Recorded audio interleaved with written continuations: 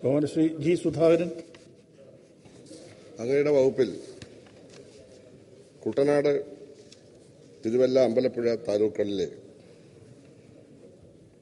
Road പ്രദേശങ്ങളും America ബോംബിട്ട് തകർത്ത Afghanistan, Iraq പോലെ ആക്കിയതിനെ പറ്റിയാണ് എൻ്റെ ചോദ്യം.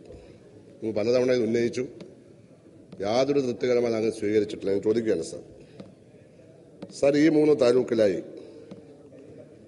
650 സ്ക്വയർ കിലോമീറ്ററിൽ 350 കോടി രൂപയുടെ ആസ്തികളാണ് അങ്ങയുടെ വകുപ്പ് അതായത് ഗതാഗത വ്യാപ്തി തകർത്തിരിക്കുകയാണ്. ഇപ്പോൾ അടുത്ത കാലത്ത് ഞങ്ങൾ പണിഞ്ഞ റോഡുകളാണ്.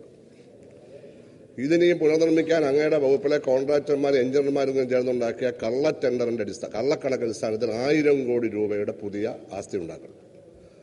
അപ്പോൾ 200 കോടിയോളം രൂപയുടെ ജലപദ്ധതി നടപ്പിലാക്കുന്നതിന് അനുകൂലമാണ്. നിങ്ങൾ 1000 കോടി രൂപ പുതുതായിട്ട് ചെലവഴിക്കേണ്ടി വരികയും നിലവിൽ 350 കോടി ചെലവഴിച്ച ആസ്തികൾ തകർത്തുകൊണ്ട് ഇങ്ങനെ നിർമ്മിക്കാതെ ഫലപ്രദമായി നിർമ്മിക്കാനുള്ള മാർഗം രേഖാമൂലം താങ്കൾക്ക് മുഖ്യമന്ത്രിക്ക് ഞാൻ നൽകിയിട്ടുണ്ട്. ചെയ്യാതെ കോൺട്രാക്ടർമാരെ, എഞ്ചിനീയർമാരെ സഹായിക്കാൻ UD സ്മാർട്ട് പദ്ധതി നടപ്പിലാക്കുന്നതിന് വിജിലൻസ് സെന്ററുകൾ നടത്താൻ തയ്യാറുണ്ട്.